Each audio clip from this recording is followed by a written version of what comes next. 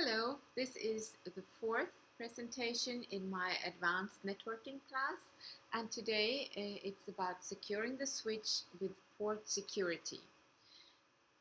First of all, it's important to say that you should always remember to close down the ports that you're not using. You can do that by just giving the port a shutdown command. You can also do this in a whole range if you have port from 0 to port 4 to 16 that you want to shut down. You can do it as a range and then just shut them all down with one command. There is this problem in a network that you can have a attacker rogue DHCP server. Someone who has set up a DHCP server to compete with your valid DHCP server. And to avoid that from happening, we can configure the switch only to allow DHCP commands and requests coming in and out of one specific port.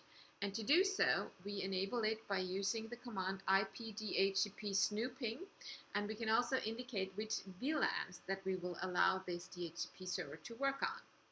Then we can go in, for instance here, if I know that my DHCP server is attached to port number fast Ethernet 1, well then I will go in and say ipdhcp snooping trust on fast Ethernet 01.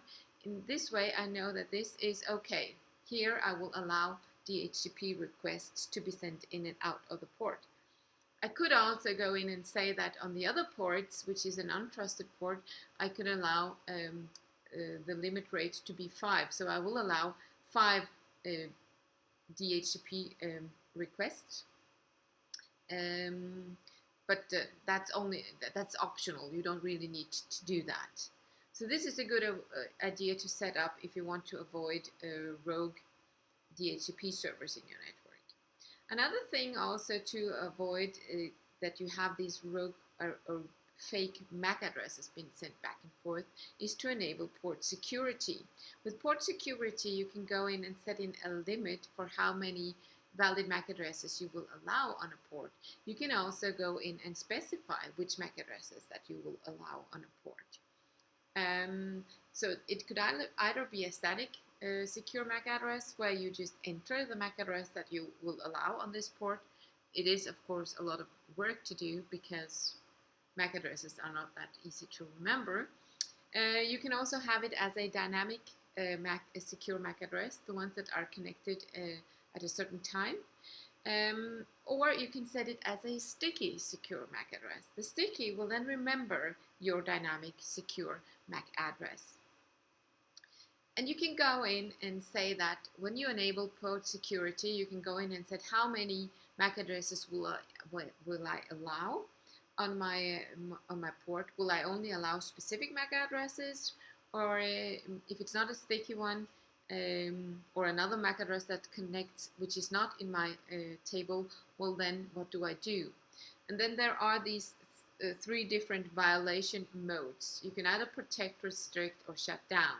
If you look at them, well they will all, if I for instance have set my maximum limit of 20 MAC addresses and I try to connect as MAC address number 21, well then it will stop forwarding the traffic. If I do protect and restrict, especially protect, it will not send an error message at all. It will just, not let me connect to it. It will not shut down the port. If I do the restricted one, it will actually send me a syslog message, which is somewhere where you can get an idea and a log file of what has gone wrong. So I will actually see that if I use the restricted one. The one that's default is the shutdown, where you actually also will shut down the port, the entire port, if I try to connect with MAC address number 20 or 21, if I only allowed 20. So this is the one that is by default. So it will actually shut down the port. And in order to get it to work again, you need to do a manual shutdown and then a no shutdown, and then it will open the port again. So here, port security by default is disabled. You can enable them by saying port security. The maximum number of secure MAC addresses is set to only 1. The violation mode is set to to shut down, and the sticky learning is disabled. So if I want to do it, I will go to the port I want to secure. I make my switch port a access port, which it is by default, but to make sure that it is, I use the command switch port mode access. Then I give the command switch port security to enable port security. Then I can go in and say switch port security maximum 50, which will allow me to have 50 MAC addresses on the port.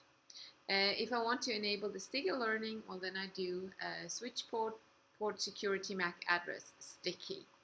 And to verify the sticky address, I can do a show port security, and then on the which interface I want to see it. Then I can see that I have here a maximum number of MAC addresses, which is 50, and I have one sticky MAC address. You can also do a show run and see the sticky ones in there, if you just emphasize that you want to see fast Ethernet 019, for instance. Yeah, and you can also use the command show port security address to be able to see them. Yeah, and that was how to secure your ports.